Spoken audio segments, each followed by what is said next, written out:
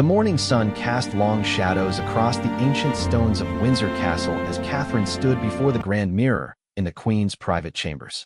Her reflection showed a woman transformed, no longer simply the Duchess of Cambridge, but now Queen Catherine, consort to King William V. The weight of the crown jewels seemed nothing compared to the weight of expectation that had settled upon her shoulders in the weeks since the coronation. She traced her fingers along the emerald necklace that had once belonged to Queen Mary, feeling the cool stones against her skin. Each piece of jewelry told a story of the monarchy's thousand-year history, and now she was part of that continuing narrative. The irony wasn't lost on her that a girl from Berkshire, whose parents had built their fortune through a party-planning business, now wore the jewels of queens. William entered the chamber, already dressed in his morning coat, the insignia of his new rank gleaming on his chest. Even after all these years of marriage, Catherine felt her heart skip slightly when she saw him in full royal regalia. He had grown into his role as heir apparent over the years, but kingship had added a new gravity to his bearing that was both inspiring and, if she was honest, slightly intimidating. "The staff are buzzing with nervous energy," William said, adjusting his cufflinks with practiced precision. "Mrs. Henderson has checked the arrangements for today's ceremony 3 times already, and it's barely 9 o'clock. Catherine smiled at the mention of the head housekeeper, a woman who had served the royal family for over 30 years and had seen every major royal event during that time. If Mrs. Henderson was nervous, then today truly was extraordinary. "Can you blame her?" Catherine replied, turning from the mirror to face her husband. "It's been 70 years since a king and queen have made their first official appearance at Windsor as the reigning monarchs. The last time was when your great-grandmother and great-grandfather did it in the 1950s. The historical significance wasn't lost on either of them. Windsor Castle had been the backdrop for countless royal moments over the centuries, but today would mark their first official engagement as the sovereign and consort. The event was seemingly simple, a garden party for local dignitaries and community leaders, but the symbolism was profound. It represented their commitment to accessibility and their desire to modernize the monarchy while respecting its traditions. William moved to the window, gazing out at the perfectly manicured grounds where staff members were making final preparations. Marquees had been erected on the east terrace, their cream and gold fabric fluttering gently in the morning breeze. Tables draped in white linen dotted the landscape, each set with the finest china and crystal. The royal standard flew proudly from the round tower, a visual reminder of the continuity of the crown. "Sometimes I still can't believe this is our life," William admitted, his voice carrying a note of wonder that Catherine had come to recognize. Despite all his training and preparation, the reality of kingship still occasionally caught him off guard. Catherine joined him at the window, slipping her hand into his. "Remember what your grandmother used to say? The crown is not a prize to be won, but a burden to be carried with grace." The mention of Queen Elizabeth II brought a momentary silence.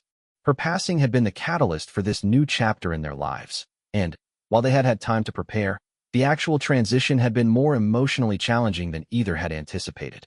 The late Queen had been not just William's grandmother and sovereign, but a mentor to Catherine, helping her navigate the complexities of royal life with patience and wisdom.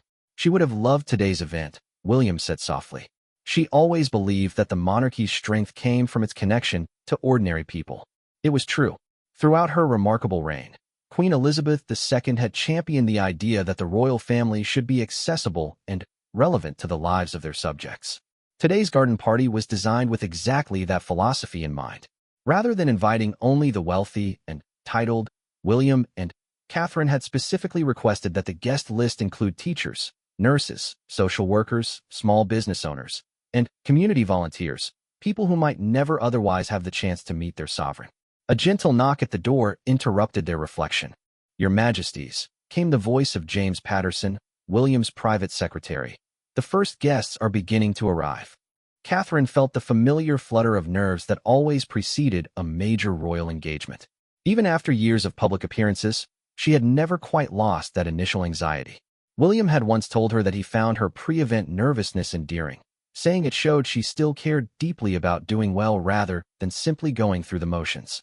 5 minutes, William called back, then turned to Catherine. "Ready, my queen?" The title still sent a small thrill through her. Queen Catherine. It sounded both foreign and somehow inevitable. She had spent years preparing for this role, studying constitutional law, learning about the Commonwealth, and understanding the delicate balance between tradition and progress that would define their reign.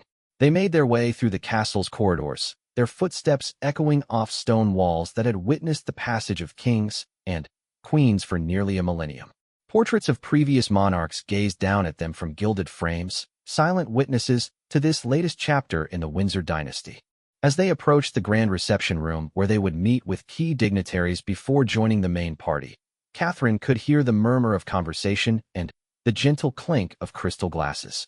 The sound transported her back to her first major royal event as William's girlfriend, when she had been terrified of making a mistake that might embarrass him or, worse, herself.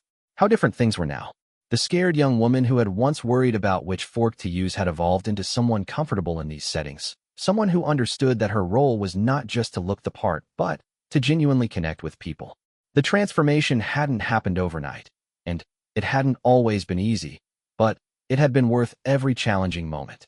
The Archbishop of Canterbury arrived about 10 minutes ago, James Patterson informed them as they paused outside the reception room doors.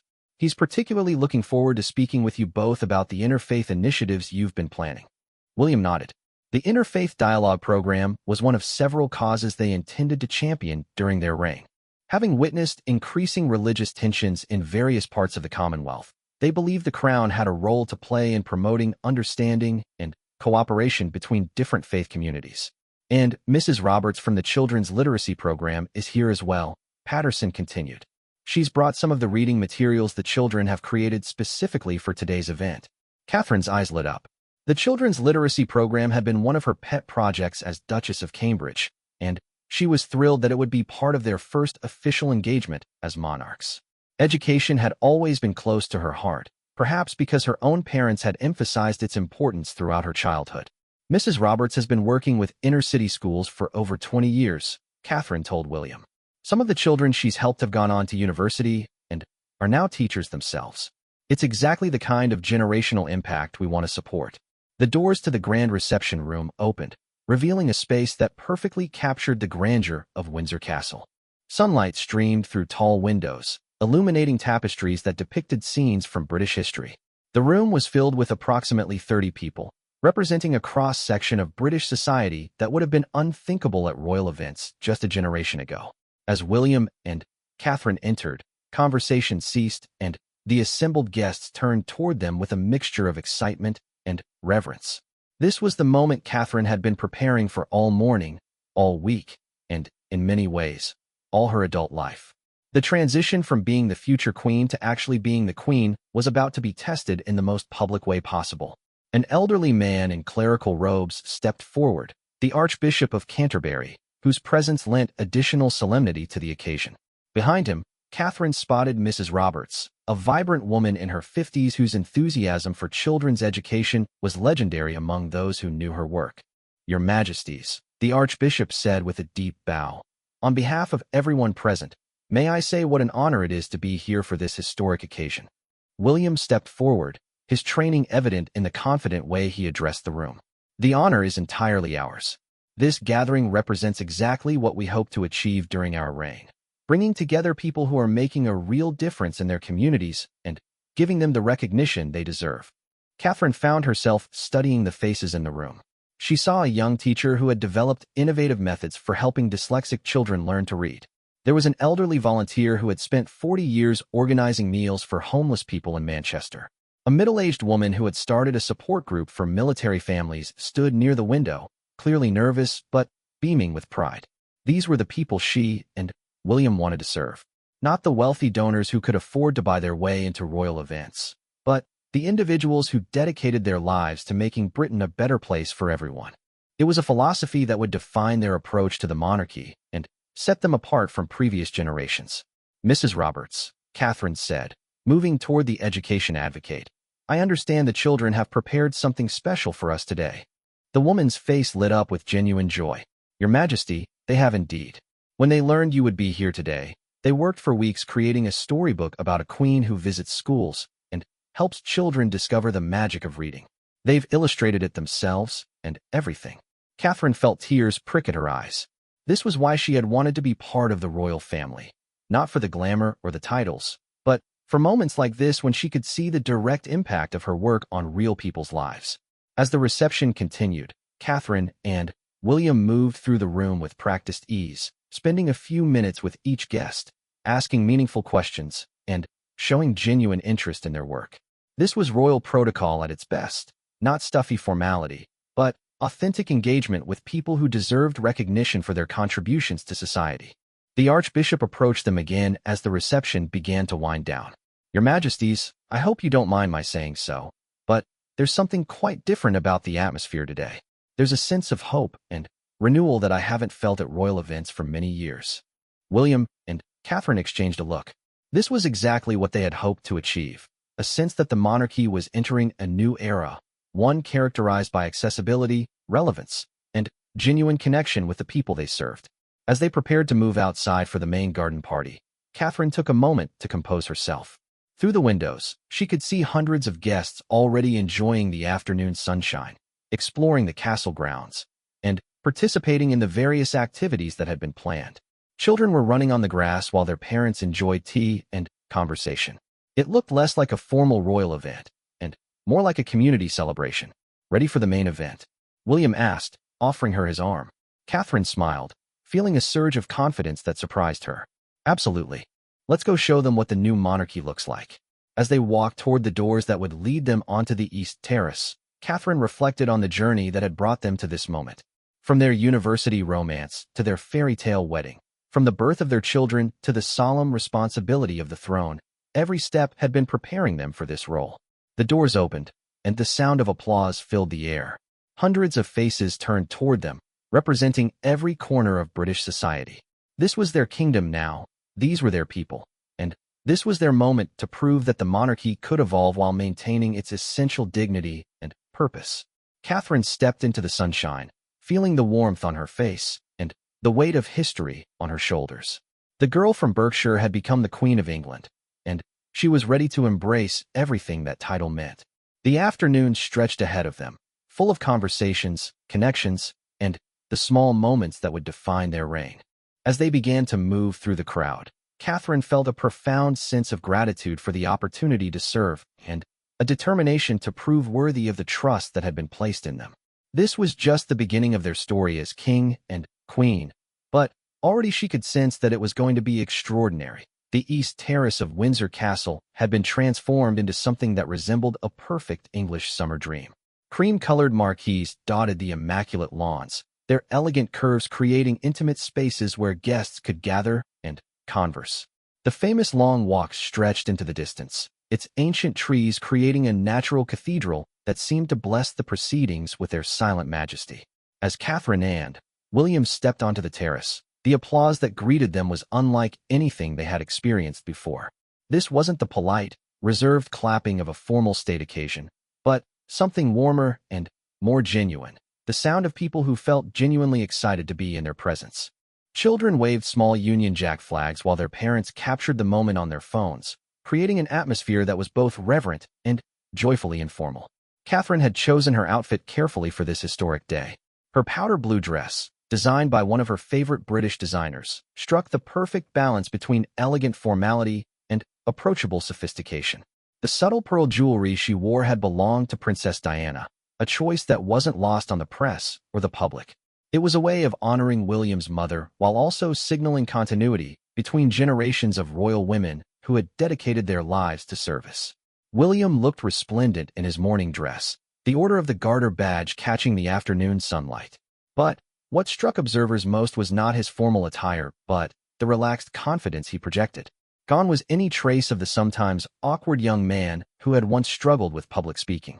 In his place stood a king who seemed genuinely comfortable in his role and eager to connect with his subjects. "Your Majesties," said Lady Morrison, the Lord Lieutenant of Berkshire, approaching with a small group of local dignitaries. "May I present the Mayor of Windsor and the chairs of several community organizations who have been instrumental in making today possible."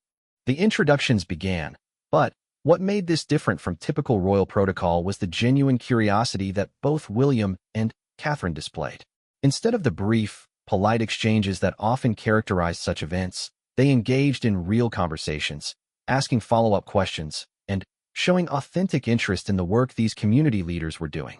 "Mrs. Patterson," Catherine said to a woman who ran a local food bank, "I understand you've seen a significant increase in demand over the past few years. What do you think are the most effective ways we can address food insecurity in our communities?" The question caught Mrs. Patterson off guard. She had expected pleasantries about the weather or perhaps a compliment on the beautiful setting. Instead, she found herself in a substantive discussion about social policy with the Queen of England. "Well, Your Majesty, Mrs. Patterson replied, gathering her confidence, "I think the key is addressing the root causes, not just treating the symptoms. Many of the families we serve are working families who simply can't make ends meet despite having jobs. Housing costs, childcare, transportation, it all adds up." William, who had been listening to the conversation, stepped closer. "That's exactly the kind of insight we need to hear. The traditional approaches to charitable giving are important, but we need to understand the systemic issues if we're going to make real change." This exchange, overheard by several guests and members of the press, would later be cited as an example of the new royal couple's approach to their role. Rather than maintaining the traditional distance between the monarchy and social issues, they were clearly prepared to engage with the complexities of modern British life. As they moved through the crowd, Catherine found herself in conversation with Dr. James Whitfield, a pediatrician who had established several mobile medical clinics to serve rural communities. His passion for his work was immediately evident, and Catherine was drawn into a discussion about healthcare accessibility that lasted nearly 15 minutes.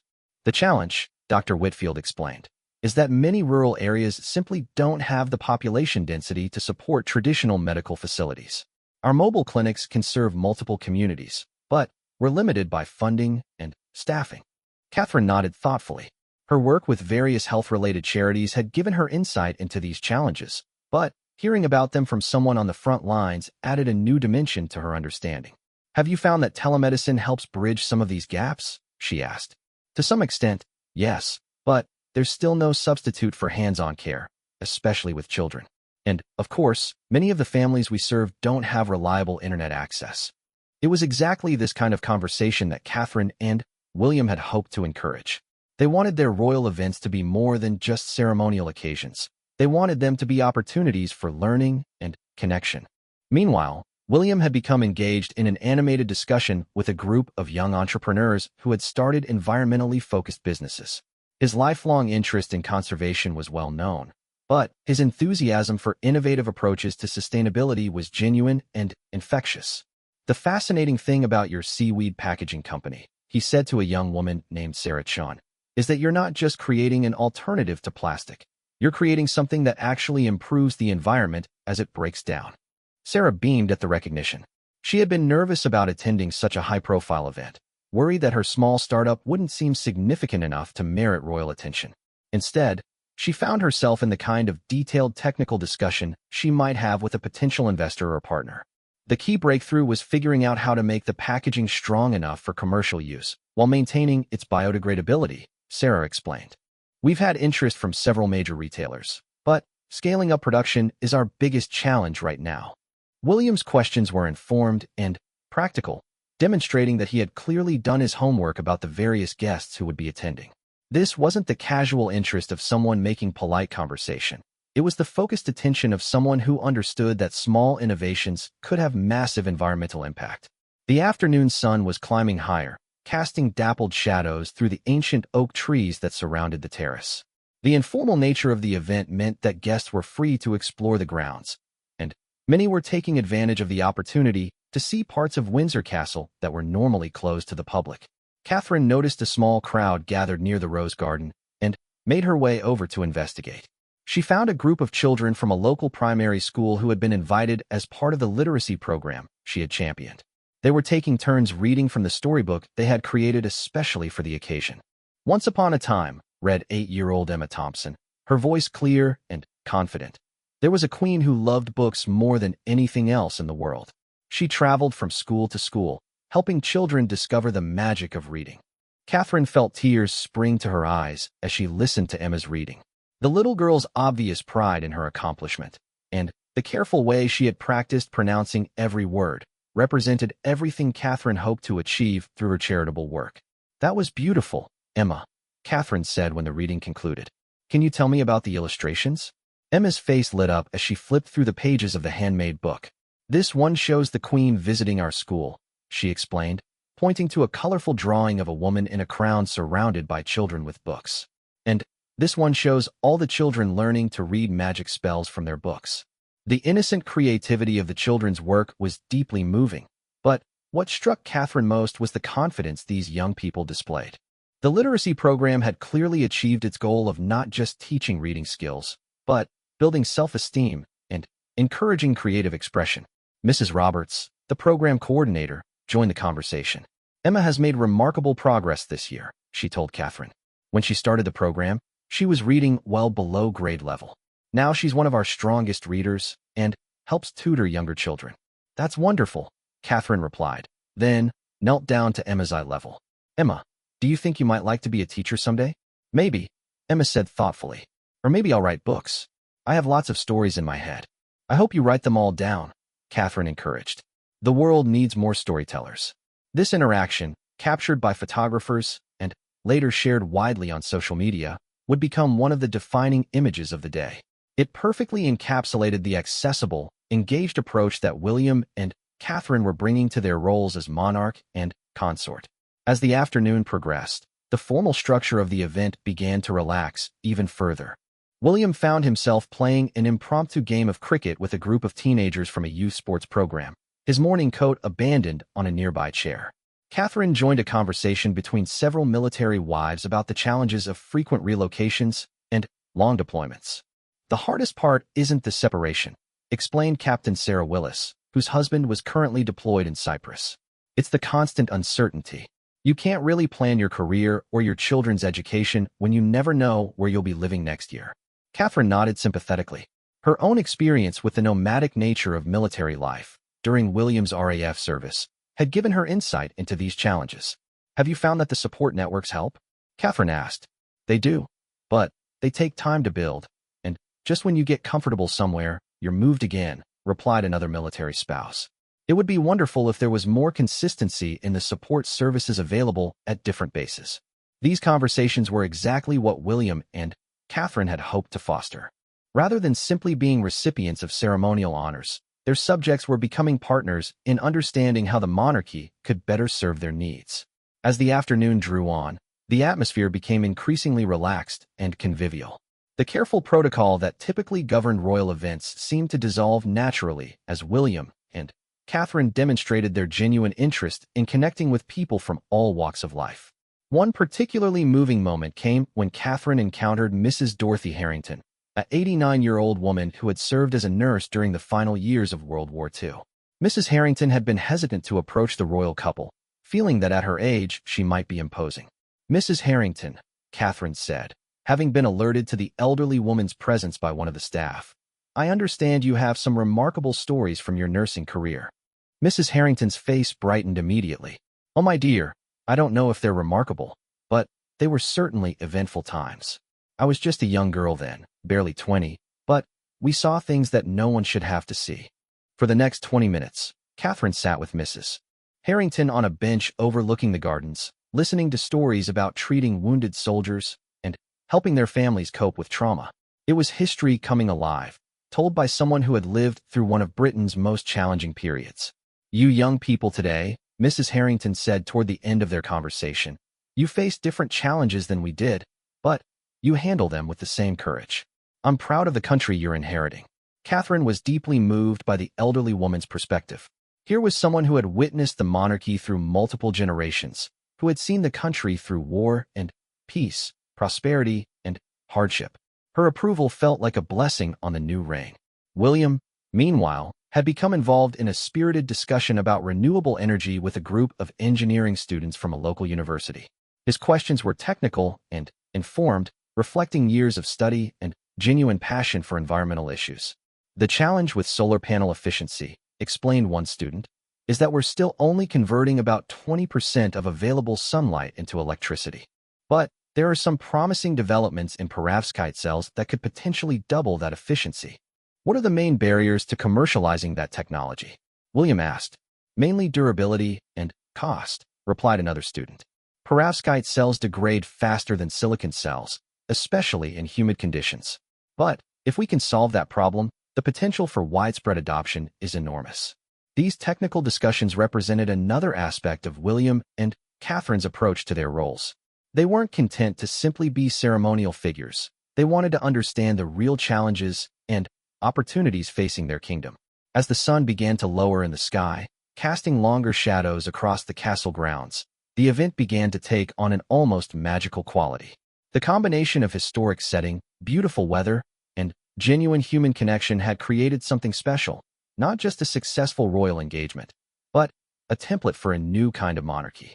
The success of their first official appearance as king and queen was becoming evident in the reactions of both guests and media observers.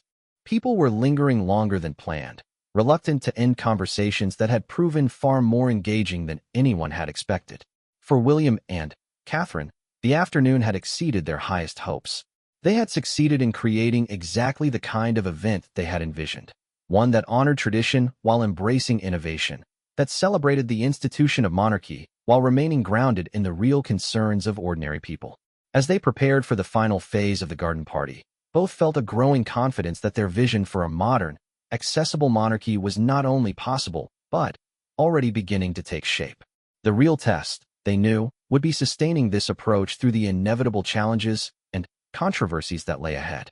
But, for now, in this perfect English afternoon at Windsor Castle, everything seemed possible. The late afternoon sun cast a golden glow across Windsor Castle's grounds as Catherine and William prepared for what would become the most memorable portion of their historic first appearance as reigning monarchs. The formal garden party was transitioning into something more intimate and personal, as smaller groups of guests gathered around various activity stations that had been set up throughout the East Terrace Gardens. Catherine found herself drawn to a demonstration area where Master Chef Patricia Blackwood was showing local food bank volunteers how to create nutritious meals from basic pantry ingredients. The initiative was part of a broader program aimed at addressing food insecurity while promoting cooking skills and healthy eating habits in underserved communities. The key, Chef Blackwood was explaining to the assembled group, is understanding how to maximize both nutritional value and flavor with minimal ingredients. This lentil and vegetable curry, for example, costs less than £2 to make, but provides enough protein and vitamins for a family of 4. Catherine watched with fascination as the chef demonstrated techniques for building complex flavors using common spices and simple cooking methods.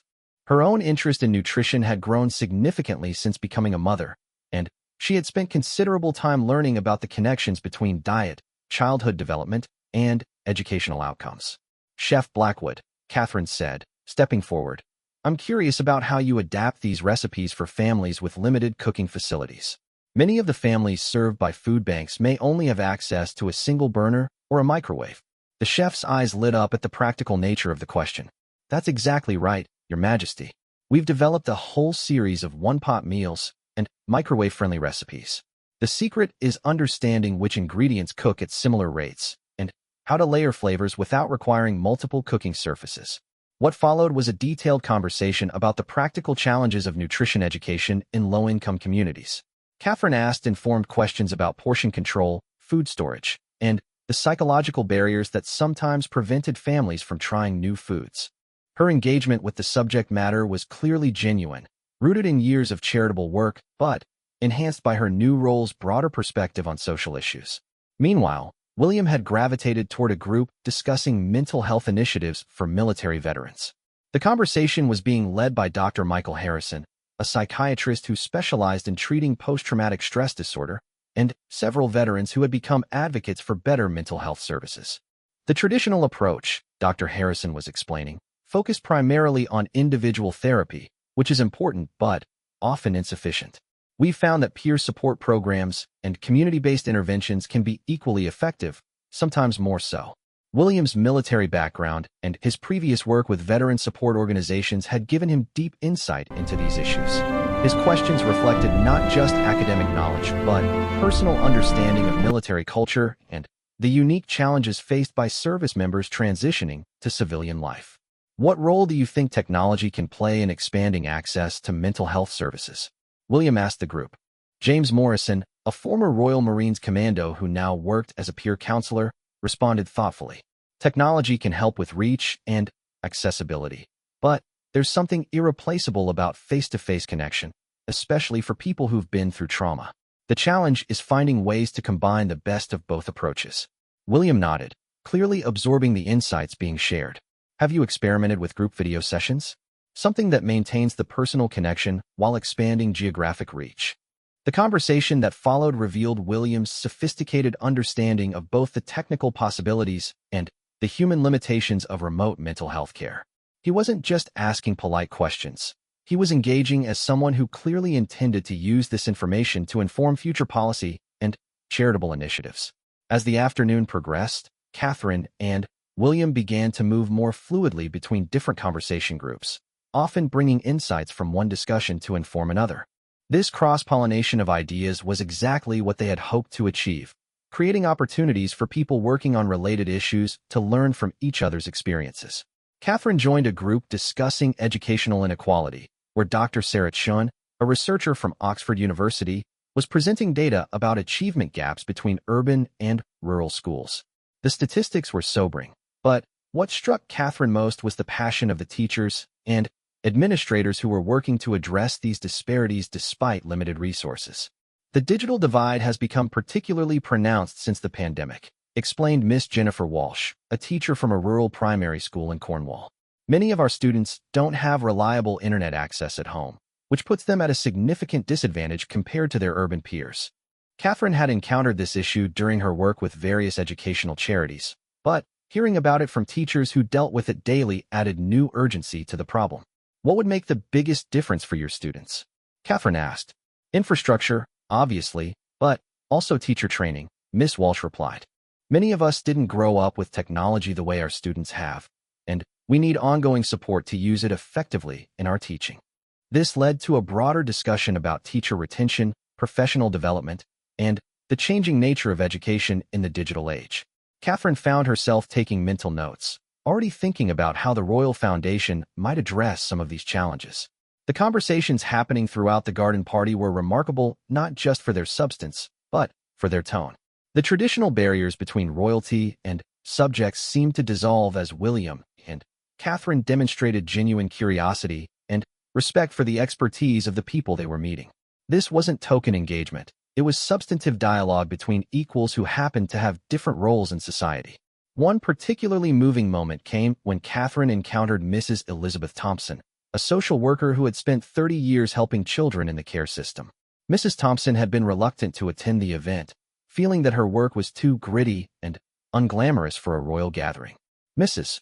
Thompson, Catherine said, having been briefed about the social worker's background, I understand you've been working with looked-after children for most of your career. That must be both rewarding and emotionally challenging. Mrs. Thompson was surprised by the directness of the question. It is, Your Majesty. These children have often experienced trauma that most people can't imagine, but they're also incredibly resilient. The tragedy is that the system doesn't always serve them as well as it should. For the next 15 minutes, Catherine listened as Mrs. Thompson described the challenges of finding stable placements for children with complex needs, the importance of maintaining sibling relationships, and the critical transition period when young people age out of the care system. What keeps you motivated after so many years? Catherine asked. Mrs. Thompson smiled for the first time during their conversation. The successes. When I see a young person who was written off by everyone else go on to university or start a family of their own or just become a functioning adult, that makes everything else worthwhile. Catherine was deeply moved by the social worker's dedication. Here was someone who had devoted her life to society's most vulnerable children, often with minimal recognition or support. It represented the best of public service, and Catherine felt honored to hear her story. Meanwhile, William had become involved in a discussion about sustainable agriculture with a group of farmers who were experimenting with environmentally friendly farming practices. His long-standing interest in organic farming and environmental conservation made this a natural area of engagement. The challenge, explained Robert Hartley, a third-generation farmer from Yorkshire, is that sustainable practices often require significant upfront investment with returns that may not materialize for several years. It's difficult for smaller farms to make that transition without support. William understood the economics involved. His management of the Duchy of Cornwall had given him first-hand experience with the financial pressures facing modern agriculture. Have you found that consumers are willing to pay premium prices for sustainably produced food? William asked. Some are, particularly in urban areas, but the market is still limited, replied another farmer. The bigger opportunity might be institutional purchasers, schools, hospitals, corporate cafeterias. They buy in volume and are increasingly interested in sustainable sourcing. This insight sparked a broader conversation about government procurement policies and the role that public institutions could play in supporting sustainable agriculture. William took particular interest in the potential for the royal household itself to serve as a model for sustainable purchasing practices. As the afternoon sun began to cast longer shadows across the castle grounds, the energy of the event shifted from formal presentations to more intimate conversations. Small groups formed and reformed organically, with guests moving freely between different areas of interest. Catherine found herself in conversation with Dr. Amara Okafor, a young physician who had started a non-profit organization providing medical care to homeless populations. Dr. Okafor's work was particularly impressive because she had grown up in foster care herself and understood firsthand the challenges faced by society's most vulnerable members. The medical issues we see aren't just about lack of healthcare access, Dr. Okafor explained. They're often symptoms of deeper systemic problems, mental illness, addiction, poverty, domestic violence. You can't treat someone's diabetes effectively if they don't have a stable place to live. Catherine was struck by the holistic approach Dr. Okafor described. It aligned with her own growing understanding that effective charitable work required addressing root causes rather than just symptoms. How do you coordinate with other service providers? Catherine asked. That's one of our biggest challenges, Dr. Okafor admitted. There are dozens of organizations trying to help homeless populations, but we don't always communicate effectively with each other. Sometimes people fall through the cracks, and sometimes they receive duplicated services. This conversation would later influence Catherine's thinking about how royal patronages could be restructured to encourage better coordination between charitable organizations working on related issues. The informal nature of the afternoon was creating opportunities for unexpected connections. At one point, Catherine noticed the military wives she had spoken with earlier in conversation with Mrs. Patterson from the food bank. They had discovered common ground around the challenges of maintaining family stability in uncertain circumstances. Similarly, William observed the environmental entrepreneurs discussing potential collaborations with the sustainable agriculture farmers. The organic networking happening throughout the event was exactly what he and Catherine had hoped to facilitate. As the afternoon progressed, both William and Catherine found themselves reflecting on the difference between this event and traditional royal gatherings. Instead of brief, formal exchanges, they were having substantive conversations that lasted 20 or 30 minutes. Instead of simply being recipients of deference, they were learning from people with deep expertise and lived experience. The success of the format was evident in the reluctance of guests to leave. As the scheduled end time approached, conversations continued throughout the gardens. People exchanged contact information and made plans to follow up on ideas that had emerged during their discussions. For William and Catherine, the afternoon had been both energizing and overwhelming. They had absorbed an enormous amount of information about issues ranging from rural healthcare to veteran support to educational technology. More importantly, they had begun to develop relationships with people who could help them understand these issues more deeply. The media coverage of the event was already beginning to take shape, with journalists noting the substantive nature of the conversations and the genuine engagement demonstrated by the royal couple. Early social media responses from guests were overwhelmingly positive, with many expressing surprise at the depth and authenticity of their interactions with William and Catherine. As the formal portion of the garden party began to wind down, Catherine and William took a few moments to walk through the gardens together, processing what they had experienced. The afternoon had exceeded their expectations in every way, but it had also set a high bar for future engagements. Did you notice how many connections were being made between different groups? Catherine asked as they walked past the rose garden where the children had read earlier. William nodded. That's exactly what we hoped would happen. Sometimes the most valuable thing we can do is simply create opportunities for good people to find each other. As they prepared for the final phase of the event, both felt a deep sense of satisfaction. They had successfully demonstrated a new model for royal engagement, one that prioritized substance over ceremony, connection over deference, and collaboration over passive appreciation. The real test would be whether they could sustain this approach over time and across different types of events. But, for now, they had proven to themselves and to their subjects that the monarchy could evolve while maintaining its essential purpose and dignity. As the garden party entered its final phase, the atmosphere at Windsor Castle had evolved into something unprecedented in recent royal history. The formal structure of the event had given way to organic conversations and spontaneous moments that would be remembered long after the ceremonial aspects were forgotten. The late afternoon lights streaming through the ancient trees created an almost ethereal setting for what was becoming a profound demonstration of modern monarchy in action. Catherine found herself at the center of an impromptu gathering near the castle's famous round tower, where several guests had begun sharing personal stories about how community organizations had impacted their lives. What started as polite conversation had transformed into something much deeper, a testament to the power of grassroots social work and the resilience of ordinary people facing extraordinary challenges. When my husband was diagnosed with early-onset dementia at 52, shared Mrs. Helen Crawford, a guest whose attendance had been sponsored by a local carers support group, I thought our world had ended. He was a university lecturer, brilliant with languages, and, suddenly, he couldn't remember our daughter's name. The small group listened with rapt attention as Mrs. Crawford continued her story. Catherine felt tears welling in her eyes as she heard about the 5-year journey from diagnosis to acceptance, and the crucial role that peer support had played in helping the family navigate an unimaginable situation. The support group didn't just provide practical advice, Mrs. Crawford explained, though that was valuable. What they really gave us was hope. Meeting other families who had found ways to maintain joy and connection despite the disease, that's what saved us. Catherine reached out to squeeze Mrs. Crawford's hand. Your strength is remarkable, she said quietly. But, more importantly, your willingness to share your experience helps other families know they're not alone. This kind of authentic human connection was exactly what Catherine and William had envisioned for their reign. Rather than maintaining the traditional royal distance from personal struggles, they wanted to acknowledge and honor the real challenges that their subjects faced every day. Mrs. Crawford's story had attracted the attention of Dr. Margaret Singh, a geriatrician who specialized in dementia care, and soon a broader conversation developed about the gaps in support services for families dealing with cognitive decline. Catherine listened intently as they discussed the emotional, financial, and logistical challenges that these families faced.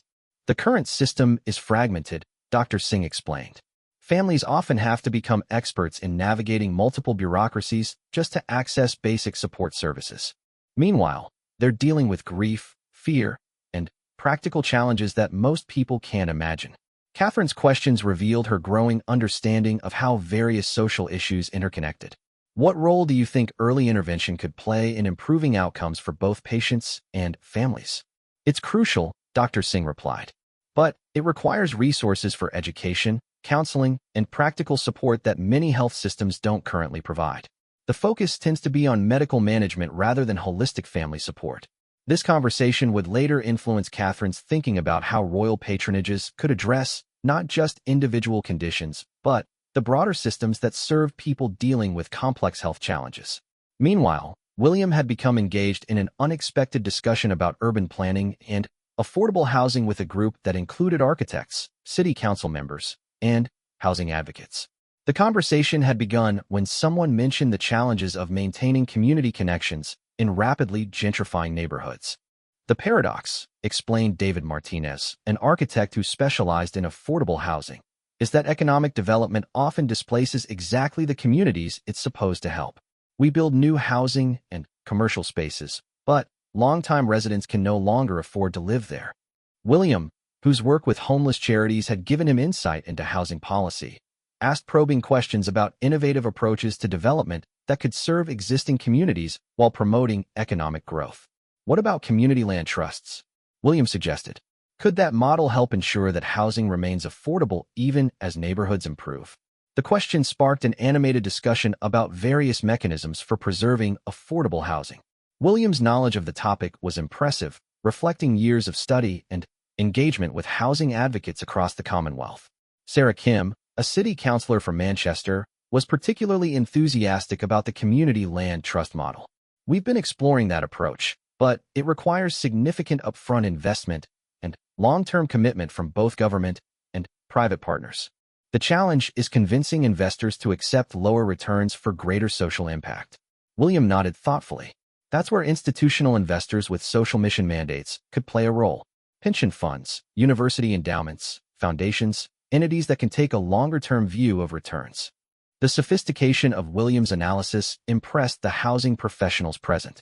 This wasn't superficial royal interest in social issues. It was informed engagement from someone who clearly understood the complex economics of urban development. As these various conversations continued throughout the castle grounds, Catherine and William began to see how their role could evolve beyond traditional charitable patronage towards something more strategic and systemic. Rather than simply lending their names to worthy causes, they could use their platform to facilitate connections between innovators, advocate for policy changes, and highlight successful models that could be scaled up. One particularly powerful moment came when Catherine was introduced to Marcus Thompson, a young man who had aged out of the foster care system 5 years earlier and was now studying social work at university. His presence at the event was the result of a scholarship program funded by one of the charities represented at the garden party. "Your Majesty," Marcus said, clearly nervous but determined to share his story. "I wanted to thank you for supporting organizations like St. Michael's Trust. Without their intervention, I don't know where I would be today." Catherine was immediately struck by Marcus's poise and articulation. Despite the challenges he had faced, he projected confidence and determination that spoke to remarkable personal resilience. "Tell me about your studies," Catherine said, genuinely curious about his academic experience. "I'm focusing on family systems and trauma-informed care," Marcus explained. "Having lived through the system, I understand its limitations, but I've also seen how individual social workers can make an enormous difference in a young person's life." Marcus went on to describe his academic work and his plans to return to direct service with young people aging out of care. His combination of lived experience and professional training represented exactly the kind of informed advocacy that could drive meaningful reform in social services. "What changes would you most like to see in the care system?" Catherine asked. Marcus's response was thoughtful and specific. "Better preparation for independence, more support during the transition period, and recognition that 18 is an arbitrary cutoff age that doesn't reflect individual readiness for independence." This conversation would stay with Catherine long after the event ended. Marcus represented both the failures and the potential of the social service system, and his insights would inform her thinking about how royal influence could support systemic improvements rather than just individual interventions. As the afternoon shadows lengthened, William and Catherine began making their way toward the final formal element of the day, a brief ceremony recognizing several volunteers who had been nominated by their communities for exceptional service. The ceremony was deliberately simple, avoiding the elaborate pageantry that might overshadow the honorees' contributions. The recipients represented a cross-section of British volunteerism: a retired teacher who had spent 10 years providing literacy tutoring to adults, a nurse who had organized medical missions to remote Scottish islands, a young entrepreneur who had created a network connecting isolated elderly people with student volunteers, and a former refugee who now worked to help other asylum seekers navigate the settlement process. Each story was remarkable, but what struck both William and Catherine was how these individuals had identified problems in their communities and created innovative solutions without waiting for institutional support. Their initiative and persistence embodied the best of British civic engagement. "Mrs. Patricia Williamson," Williams said, addressing the retired teacher, "your literacy program has helped over 300 adults achieve basic reading skills over the past decade. Can you tell us what motivated you to start this work?" Mrs. Williamson, clearly moved by the recognition, spoke about encountering adults who struggled with basic tasks like reading bus schedules or filling out job applications. "It started with one neighbor who asked for help, and I realized how many people were struggling in silence with something most of us take for granted." Her program had grown from informal kitchen table tutoring sessions to a structured organization serving multiple communities. The impact was measured not just in reading levels, but in improved employment prospects, increased confidence, and stronger community connections. Catherine was particularly interested in the program's approach to reducing stigma around adult illiteracy. "How do you create an environment where people feel comfortable admitting they need help?" "Trust and respect," Mrs. Williamson replied simply. "These are often people who have been failed by the education system or who had life circumstances that prevented them from learning. They don't need judgment. They need patience and recognition of their courage in seeking help." This philosophy resonated deeply with Catherine's approach to all her charitable work. Creating safe spaces where people could address challenges without shame was fundamental to effective social intervention. The recognition ceremony, though brief, served as a powerful reminder of the monarchy's role in highlighting and celebrating civic contribution. These volunteers would likely have continued their important work regardless of royal recognition, but the platform provided by the garden party amplified their stories and potentially inspired others to similar action. As the formal ceremony concluded, guests began the gradual process of departure, but many lingered to continue conversations that had begun earlier in the afternoon. The networking and connection-making that William and Catherine had hoped to facilitate was continuing organically. Catherine noticed several guests exchanging contact information and making plans for future collaboration. The environmental entrepreneurs were discussing potential partnerships with the sustainable agriculture advocates. The mental health professionals were exploring joint programming opportunities. The educators were sharing resources and best practices across geographic boundaries. "This is exactly what we hoped would happen," Catherine said to William as they observed the continuing conversations. "We've created a space where good people doing important work can find each other." William nodded, clearly pleased with how the event had evolved.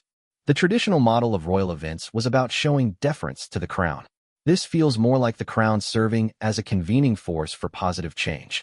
As they prepared for their final interactions of the day, both William and Catherine reflected on how much they had learned.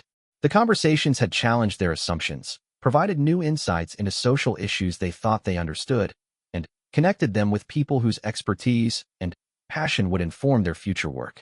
The success of the garden party was already evident in the enthusiastic responses from guests and observers, but, more importantly, it had demonstrated that their vision for a more engaged and accessible monarchy was not only possible, but powerful.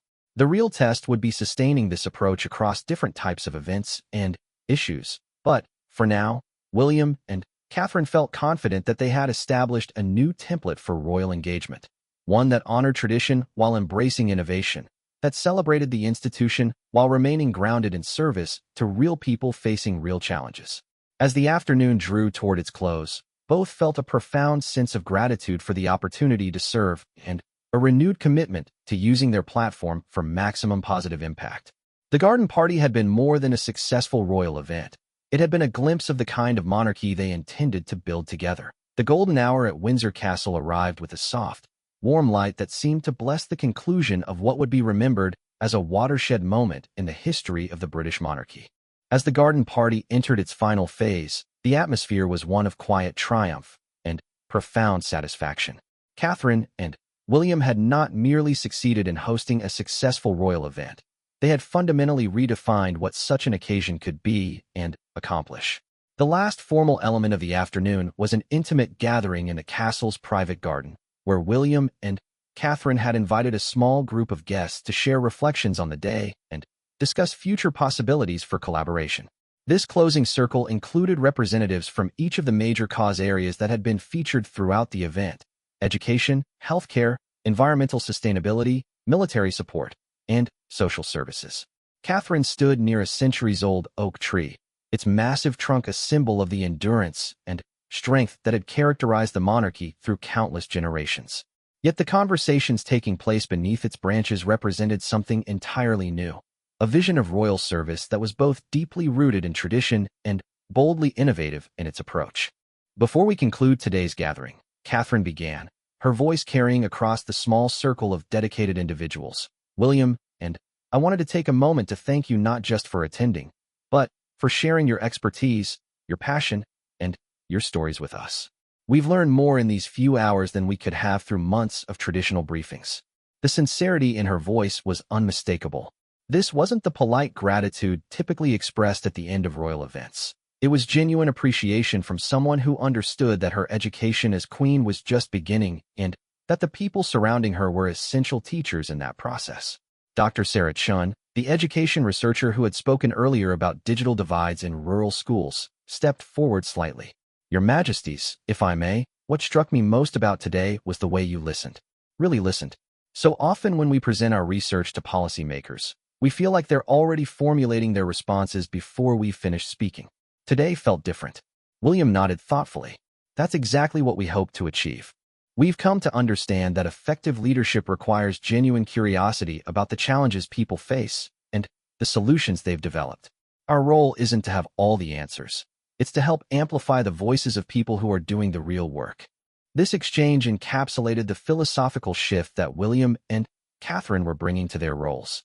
Rather than positioning themselves as distant figures who occasionally dispensed royal approval, they were embracing roles as facilitators, connectors, and advocates for evidence-based approaches to social challenges. Mrs. Elizabeth Thompson, the social worker who had spoken so movingly about her work with children in care, found herself reflecting on the broader implications of the day's approach.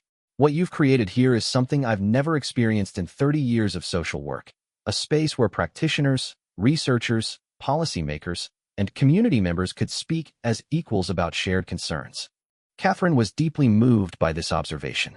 That's precisely what we want the monarchy to become, a convening force that brings together people who might not otherwise have the opportunity to learn from each other. The conversation that followed was remarkable for its depth and specificity. Rather than the general expressions of good intentions that often characterized royal discussions of social issues, this group delved into practical questions about funding mechanisms, policy barriers, and strategies for scaling successful interventions.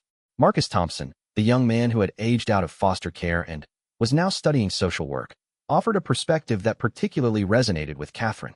Your Majesties, what gives me hope about today is that you're not just interested in the success stories. You're willing to hear about the failures and the ongoing challenges. That suggests you understand that real change is messy and complicated. William appreciated the directness of Marcus's observation. That's exactly right. We've learned that the most valuable insights often come from understanding what hasn't worked and why. Success stories are inspiring, but they don't always provide the practical guidance needed to improve systems and outcomes. As the discussion continued, patterns began to emerge that would shape William and Catherine's approach to their royal duties going forward. Several themes had surfaced repeatedly throughout the day. The importance of addressing root causes rather than just symptoms, the need for better coordination between organizations working on related issues, and the value of incorporating lived experience into policy development. Dr. Michael Harrison, the psychiatrist working with military veterans, raised a point that had been implicit in many of the day's conversations. One thing I've noticed is how many of the challenges we've discussed today are interconnected. Mental health, housing, education, employment, they're all part of the same complex web of social issues. Catherine had been thinking along similar lines. That's something we want to explore more deeply. Too often, charitable work and social policy treat these as separate problems, but the families and individuals affected by them experience them as interconnected challenges that require holistic solutions. This insight would prove to be one of the most important takeaways from the garden party. Rather than continuing the traditional royal approach of maintaining separate patronages for different cause areas, William and Catherine began to envision a more integrated approach that recognized the complex relationships between various social issues. The environmental entrepreneurs and sustainable agriculture advocates had already begun discussing potential collaborations that emerged from their conversations earlier in the day. Sarah Chun, the young woman with the seaweed packaging company, was particularly excited about the possibilities. What's fascinating, she explained to the group, is that environmental sustainability and social equity aren't separate goals, they're deeply connected. The communities most affected by pollution and climate change are often the same ones with the least economic and political power to address these challenges. This observation sparked a broader discussion about how environmental initiatives could be designed to provide economic opportunities for disadvantaged communities while addressing ecological challenges. William's knowledge of sustainable agriculture and Catherine's understanding of community development created a natural foundation for this kind of integrated thinking. As the afternoon light began to fade, the conversation turned toward future possibilities. Rather than ending the day with polite expressions of appreciation, the group found itself engaged in serious planning discussions about how the connections made during the garden party could be sustained and developed. Mrs. Patricia Williamson, the literacy advocate, suggested the possibility of creating an annual forum where practitioners from different fields could share insights and explore collaborative opportunities. Today has shown us how much we can learn from each other's approaches, even when we're working in seemingly unrelated areas. Catherine immediately embraced this idea. That's exactly the kind of initiative we want to support. Not just one-time events, but ongoing opportunities for learning and collaboration.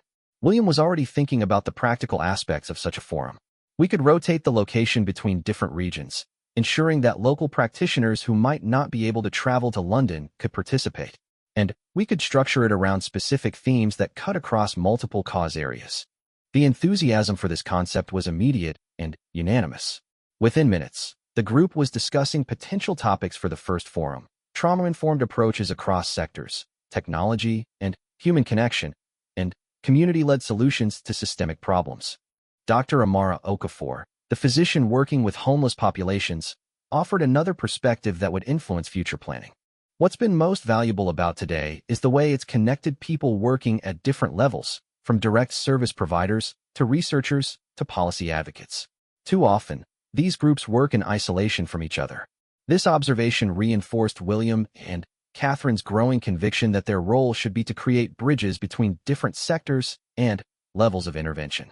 The monarchy's unique position outside of party politics and institutional hierarchies could be leveraged to facilitate conversations that might not happen through traditional channels. As the formal conversation began to wind down, individual guests started approaching William and Catherine with more personal reflections on the day's experience. Many expressed surprise at the substantive nature of the discussions and the genuine engagement they had experienced with the royal couple. Mrs. Dorothy Harrington, the elderly former nurse who had shared wartime stories with Catherine earlier in the day, made her way slowly to where the royal couple was standing. "Your Majesties," she said with the directness of someone who had lived through 9 decades of British history, "I've attended royal events for 50 years, and I've never experienced anything like this. You've shown us what the monarchy can be when it truly serves the people." Catherine felt tears prick her eyes at the elderly woman's words. This was exactly what she and William had hoped to achieve. Not just a successful event, but a demonstration of how the institution of monarchy could evolve to meet the needs of a modern democratic society. William took Mrs. Harrington's hand gently. "Thank you for saying that, and thank you for everything you've contributed to our country over so many years. It's an honor to serve people like you." As the last guests began to depart, Catherine and William found themselves alone in the garden as the sun set behind the ancient walls of Windsor Castle. The success of the day was evident not just in the positive responses they had received, but in their own sense of confidence about the path they had chosen for their reign. "How do you feel?" William asked, slipping his arm around Catherine's waist as they stood together in the gathering dusk. Catherine leaned against him, feeling a profound sense of satisfaction and anticipation. "Hopeful," she replied. "Today proved that our vision for the monarchy isn't just idealistic. It's practical and powerful." They stood in comfortable silence for several minutes, processing the experiences of the day and the insights they had gained. Both understood that they had crossed a threshold, from being heirs to the throne preparing for future responsibilities to being monarchs actively shaping the institution they had inherited. The garden party had been more than a successful public event.